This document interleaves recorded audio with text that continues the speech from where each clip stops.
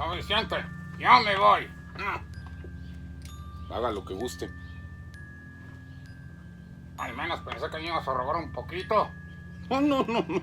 Aquí no se le ruega absolutamente a nadie. Si usted se quiere ir, váyase, bien ido. Lo queremos mucho, lo estimamos mucho, pero... Sucede, señor Morticio, que en casos como el de la historia del día de hoy, creo que es mucho más conveniente pensar en que... ¿Cómo explicárselo? Que la gente tiene que ser feliz con las decisiones que toma, tiene que ser consciente de ellas y que nadie puede tomar decisiones por ellos. Día de hoy, en una más de estas narraciones de Los Cuentos del Cuervo, un relato de un servidor, Paul Raven, que espera que los haga pensar un poco con esta historia llamada Buenas noches, mamá. Sean ustedes bienvenidos a las sombras.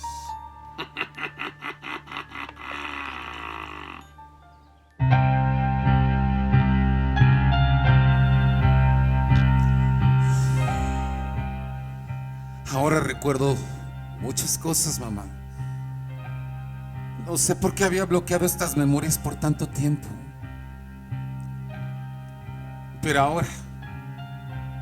ahora puedo verlo todo claramente.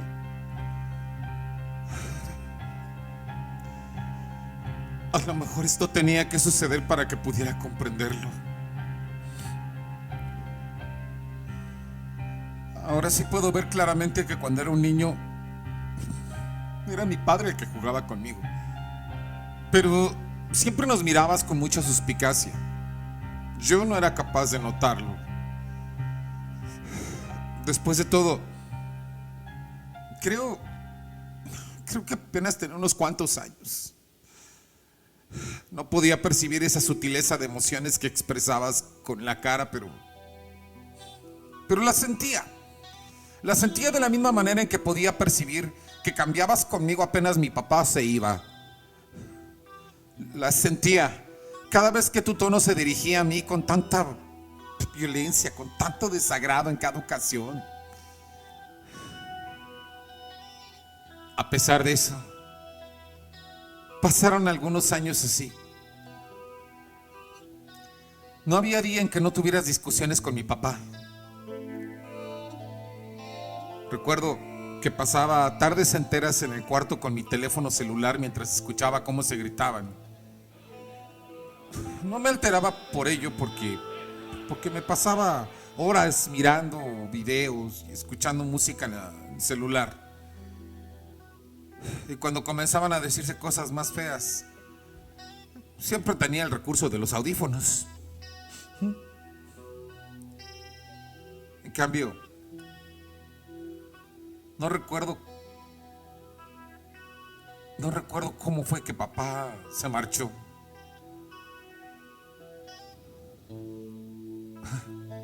No. Sí, ya me acuerdo bien. Ese día estuve esperándolo para decirle cómo me había ido en la escuela y de la forma en que los chicos se habían sorprendido de la manera en que conducía el balón hasta la canasta. Pero no llegó en todo el día. Eso sí, recuerdo que ese día no preparaste comida. Mandaste a pedir una pizza, que era lo que acostumbrabas a hacer cuando no tenías ganas de guisar nada. A mí me gusta la pizza, pero el asunto es que cuando terminábamos de comerla, la casa quedaba más desordenada que de costumbre. Como no lavabas trastes esos días, parece que se te olvidaba también hacer muchas otras cosas que se necesitaban. Cuando te pregunté qué pasaba con papá, me respondiste que se habían hartado los dos y que se había ido. Y mientras me explicabas que mi papá no era una buena persona y que por eso se había marchado, Y me ordenabas hacer muchas de aquellas cosas que no hacías, como lavar los trastes y ordenar la casa. No, me molestaba. En realidad, aprendí que me gustaba más ver que la casa estuviera limpia en vez que estuviera así de sucia como acostumbrabas tenerla. Pero de todos modos, no podía hacer todo lo que no hacías. Mucho. No entendí a qué te referías con aquello de que se habían hartado. Pero contigo era muy difícil hablar, y menos obtener una explicación de tu parte. Te enfadabas a las primeras de cambio. Tan solo recuerdo que decías que no estaban ya de acuerdo, que él no entendía, que él me estaba forzando, y sí, te referías a mí. Decías que me forzaba a hacer cosas que yo no tenía que hacer, y que incluso los juegos que jugábamos no eran apropiados. Que a partir de ahora sí haría lo que me correspondía porque mi padre antes no me había permitido hacerlo. ¿Me contaste?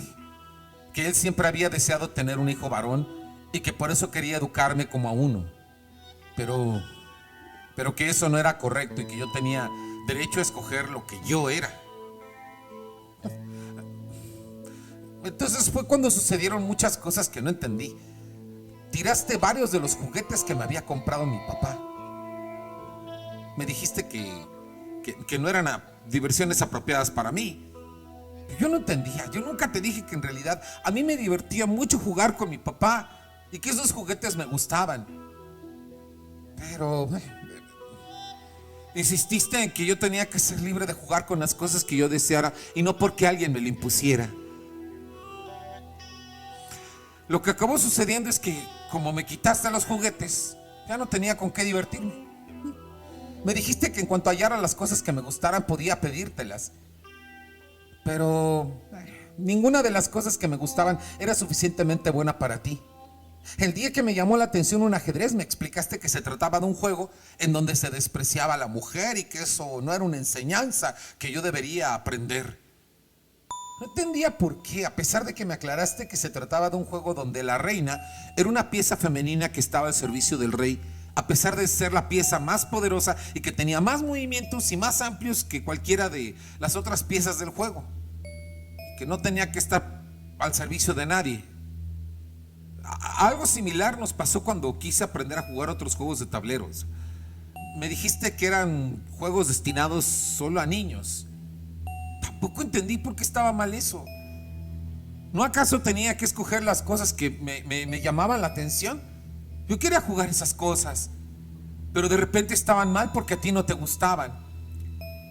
Y antes, cuando se me ocurrió elegir las muñecas, me explicaste que esos juguetes me enseñaban a dedicarme a las labores del hogar y a los hijos, que tampoco eran buenos juegos.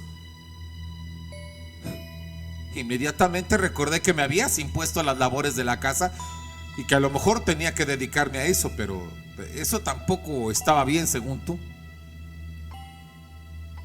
La casa comenzó a tener un aspecto cada vez más desagradable. Los platos comenzaban a amontonarse en la casa. Nadie guardaba las cosas que empleábamos para cocinar, y para encontrar algo ahí uno tenía que tantear por varios lugares porque a ti no te interesaba hacer eso. Me decías que era una esclavitud del sistema machista y yo lo hacía solo cuando podía. No entendía qué tenía que ver el machismo con lavar los platos, pero ya sabes, a ningún adolescente le gusta el quehacer y cualquier pretexto es bueno. Y más cuando yo veía que no hacías nada. Eran días en que salías mucho y a veces todas ellas venían a la casa. Mujeres que se pasaban toda la tarde hablando de los varones. Creo que en esos momentos en que te llenabas la boca de tanto odio, porque siempre hablabas de papá y pues por supuesto hablabas siempre mal de él, eran los únicos en que parecía estar a gusto. Solo ahí te veía estar a gusto. A veces me incomodaba estar ahí, pero recuerdo que cuando ya se habían bebido unas cervezas, siempre me mostrabas a ellas como un ejemplo porque yo tomaba mis propias decisiones, que la forma en que me estabas educando era la forma ideal. Me incomodaba sentirme observado por todas esas señoras. No puedo definir en qué se parecían a ti, pero en verdad En verdad, solo de verlas a ellas y a ti había algo que me inquietaba al verlas. Tenía la impresión de que eran mujeres muy llenas de rabia, molestas con todo. Después fue lo de mi operación, ¿te acuerdas? Al principio se me hacía muy normal hacer todas mis necesidades de la forma en que las hacía. Pero un día se me olvidó cerrar la puerta del baño y cuando me viste, me explicaste si me había acostumbrado así. Te dije que sí. Y de esto sí me acuerdo. Me dijiste que era yo quien escogía. Y me acuerdo la forma en que intentaste convencerme de que lo mejor, de ser posible, mejor me hiciera la operación.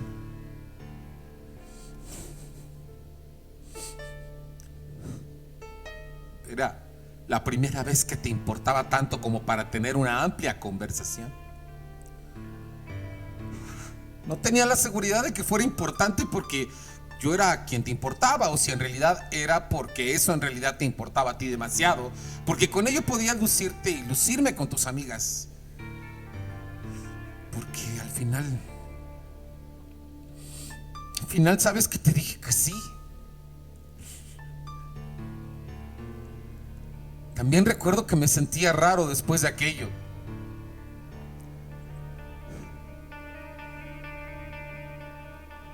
Toda una vida haciéndolo de una manera y de repente acostumbrarme a otra forma de... Pero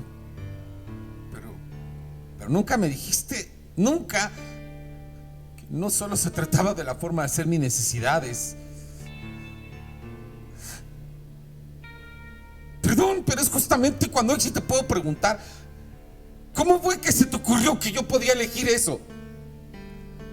¿En dónde habías leído que yo, que no había tenido suficiente información sobre eso, estaba en la posibilidad de escoger si quería o no que me lo hicieran? ¿Acaso nunca se te ocurrió que en el futuro yo podía cambiar de idea y que para entonces iba a ser demasiado tarde? ¿Te creías que nunca iba a averiguar? Pero eso no fue lo peor. Lo peor fue cuando me di cuenta. ¿Acaso crees que nunca iba a sentir que necesitaría intimidad con una persona que me gustara? Ella creía que yo era hombre. Yo nací como hombre. Nunca vamos a poder tener nada de nada. Y lo único que pude hacer como hombre fue venir a reclamarte. No sé cómo voy a hacer de ahora en adelante.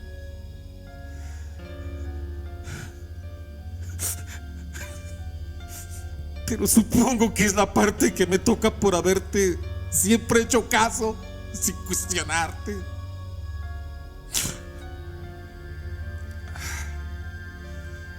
Buenas noches, mamá.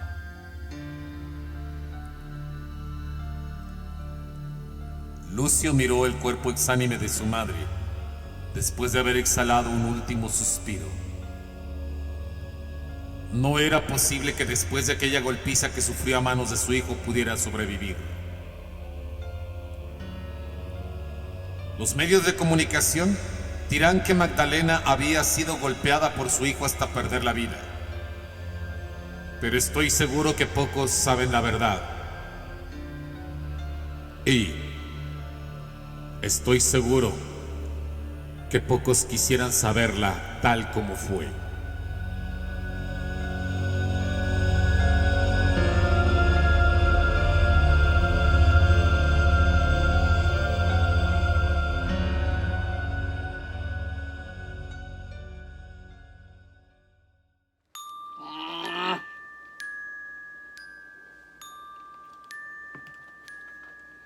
¿Qué cosa?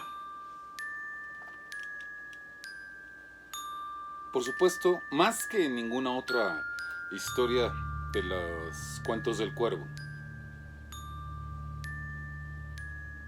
Me voy a negar a opinar y espero que Seo Morticio comprenda también esto. Ajá. Y dejamos, por supuesto, a ustedes las consideraciones de acuerdo a sus criterios y a sus creencias. Tan solo me va a permitir agregar una cosa al respecto. Ello es que entre más avanza la ciencia y entre más avanzamos, tal vez se nos ofrecen mayores herramientas para ser mejores o para destruirnos.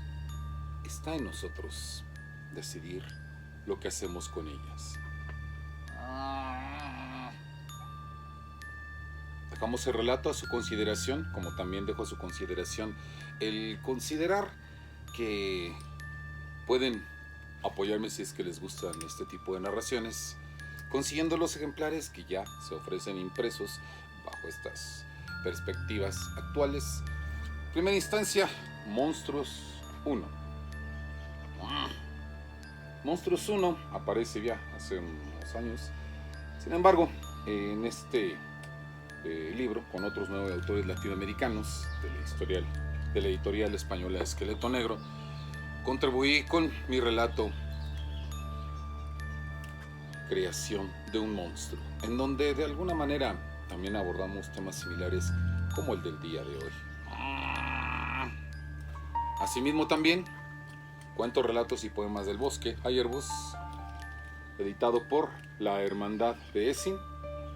Aquí nos desviamos un poco hacia lo antiguo, pero que no deja de ser menos aterrador cuando revisamos el relato Danza de Sombras.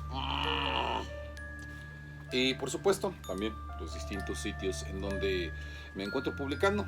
Van a encontrar ustedes en la descripción los sitios en donde estamos trabajando y publicando. Uno de ellos es literpo.com, revista literaria en donde estamos colaborando constantemente con algunos artículos bajo la dirección de la maestra Enid Isaías, a quien enviamos un cordial saludo. De la misma manera, también recomendamos el sitio @literpo_publishing, en donde constantemente se está teniendo actividad de parte de este proyecto.